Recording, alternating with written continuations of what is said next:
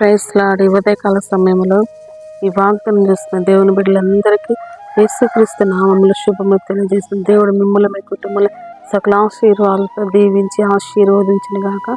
ఈ ఉదయకాల సమయంలో దేవుడు ఆయన మహాకృపను బట్టి ఉదయకాల సమయంలో మిమ్మల్ని దీవించాలని ఈ 2వ నెలలో 3వ తారీఖున దేవుడు మీ కృప చూపిస్తున్నాడు. ఎందుకంటే దేవుడు ఎంతైనా నమ్మదగిన వాడు. ఎందుకంటే తల్లిని విడిచిన తండ్రి విడిచిన నేను విడవని ఎడబాయనని వాగ్దానం చేసిండు. ఎందుకంటే మోషేకు తోడైనట్టు యెహోషువకు తోడైనడు, యెహోషువకు తోడైనట్టు ఈరోజు మనకు తోడైంది. మనం నడవలసిన మార్గం, మనకు కావాల్సిన ప్రతి ఈవి అందిస్తున్న దేవుడు, మనకి ఏది కావాలో అది అనుగ్రహిస్తున్న దేవుడు. ఎందుకంటే ఎన్ని పోరాటాల మధ్యలో నా పోరాటాలను నడిపించి నీ నామాన్ని గొప్ప చేయలేని దేవుడు ఆశ కలిగి ఉన్నాడు. కనుక ఈ ఉదయకాల సమయంలో దేవుడు నీతో ఏం మాట్లాడాలని ఆశ కలిగి ఉన్నాడు. ఆయన నీ హృదయ వాంఛ తీర్చాలని, నీకున్న ఇరుకులు ఇబ్బందులు శోధనలను విడిపించాలని, నీ కట్లు తెంపాలని దేవుడు ఆశ కలిగి ఉన్నాడు. కనుక నీ కుటుంబంలో నెమ్మది సమాధానం లేని వారికి ఈ దినం నుండి దేవుడు నెమ్మది సమాధానం కలగజేయబోతున్న దేవుడు మాట్లాడుతుండు.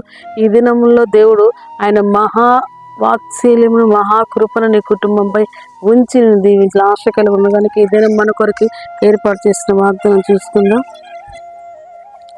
2 సమూయేలు 7వ అధ్యాయము 9వ వచనము. నువ్వు పోవు చోటునల్లా నీకు తోడుగా ఉండి నీ శత్రువులందరినీ ఎదుట నిలవకుండా నిర్మూలం చేసి లోకములోని గనులైన వారికి కలుగు పేరు నీకు కలగజేసి ఉన్నాను. ఆమేన్. నీవు పోవు చోటునల్లా నీకు తోడుగా ఉండి నీ శత్రువులందరినీ ఎదుట నిలవకుండా నిర్మూలన చేసి లోకముల గనులైన వారికి కలుగు పేరు నీకు కలగజేసేది. ఆమేన్. దేవుడు మనతో మాట్లాడుతుండే. ఎందుకంటే దావీదుతో మాట్లాడిన దేవుడు ఈ దినం మనతో మాట్లాడుతుండే. ఎందుకంటే గొర్రెల దొడ్డులను దావీదుని తీసుకొచ్చి ఇశ్రాయేలు ప్రజలకు రాజుగా చేసి 40 సంవత్సరాలు రాజుగా చేసిండు. ఎందుకంటే దేవుడు ఎవరిని విడిచిపెట్టే దేవుడు కాదండి. ఎందుకంటే అన్నలు విడిచిపెట్టిండు, తండ్రి విడిచిపెట్టి అందరు విడిచిపెట్టిండు, కానీ దేవుడు మాత్రం దావీదుని విడిచిపెట్టలేదు. ఎందుకంటే దావీదు అంటే దేవుడికి చాలా ఇష్టం. ఎందుకంటే ఈ దినము నీవంటే కూడా దేవుడికి చాలా ఇష్టం. నువ్వు అనుకుంటున్నావు, అయ్యో నా పరిస్థితి మారట్లేదని అనుకుంటున్నావు, కానీ అయ్యో నా స్థితిగతులు మారట్లేదు అనుకుంటున్నావు, కానీ నేను తలపెట్టిన పని ఏది కావట్లేదు అనుకుంటున్నావు, లేదా నేను సూటిపోటు మాటలతో నలిగిపోతున్నాను, నాకు అనేక మంది శత్రువుల పోరాటం ఎక్కువైతుందని నువ్వు బాధపడుతున్నా. దేవుని బిడ్డలారా, ఈ ఉదయకాల సమయంలో దేవుడు మిమ్మల్ని ధైర్యపరిచే మాట అంటారు. మీ శత్రువులు మీ కనులకు కనపడకుండా నిర్మూలన చేస్తారంట దేవుడు. ఆ నిర్మూలన చేయటమే కాదు, కానీ గనులైన వారితో నీకు మంచి పేరు తీసుకొచ్చి పెట్టి దేవుడు. ఎందుకంటే గనులైన వారితో దేవుడు, ఇజ్రాయేలుల దేవుడు ఏ దావీదును కూర్చోబెట్టిండు. ఎందుకంటే ఎక్కడో గొర్రెలు కాచుకుంటున్నవాడు, ఎక్కడో ఎన్నిక లేని వాడిని ఎన్నిక చేసి దేవుడు గనులైన వారితో కూర్చోబెట్టినంట. ఎన్నిక లేని నీ స్థితిని దేవుడు మార్చబడుతుండు. ఎన్నిక లేని నిన్ను మంచి పొజిషన్లో కూర్చోబెట్టబోతుండు. ఎన్నిక లేని నీ జీవితాన్ని దేవుడు మార్చబోతుండు. ఎన్నిక లేని నీ పరిస్థితులు దేవుడు మార్చబోతుండు. నువ్వు అనుకుంటున్నావు, అయ్యో నా పరిస్థితి ఇంకా మారలేదు, నేను ఎన్నిక చేయబడలేదు అనుకుంటాను, కానీ ఎన్నిక లేని దావీదుని సింహాసనం మీద కూర్చోబెట్టే దేవుడు అండి మన దేవుడు. ఎందుకంటే నిన్న నేడు ఏకరీతిగా ఆయన సజీవముగా కదులుతున్న దేవుడు. నీ కొరకు ఆఖరి రక్తపోటు వరకు కార్చిండు. నీవంటే యేసయ్యకి ప్రేమ. ఎందుకంటే దేవుడు నిన్ను ఆశీర్వదించాలని ఆశ కలిగి ఉన్నాడు. ఎందుకంటే శత్రువులు, ఎందుకంటే ఎర్ర సముద్రంలో కలిపివేసిన వాడు, ఫరో సైన్యమును గడగడ వణికించిన వాడు. ఎందుకంటే నీతో దేవుడు కదలబోతుండు. నీ శత్రువులు మరన్నడు కనబాడరు, నిర్మూలన చేసి గనుమైన నీకు ఏది కావాలో దేవుడు గనులైన వారితో నిన్ను కూర్చోబెట్టగల సమర్థుడు, గనులైన వారితో నేను నిలబెట్టగల సమర్థుడు. నువ్వు అనుకుంటున్నావు ఇక్కడే నీ పొజిషన్ అది ఇదే అనుకుంటున్నావు, కానీ ఘనమైన దేవుడికి ఇవ్వబోతుండు, శ్రేష్టమైన దేవుడికి ఇవ్వబోతుండు. ఎందుకంటే నీకు ఏది కావాలో దేవుడు అది ఇచ్చి నేను నిలబెట్టబోతుండు. కనుక పరిశుద్ధాత్మ దేవుడు ఈ అంత్య దినాల్లో ఆత్మ బలంతో కదలబోతుండు.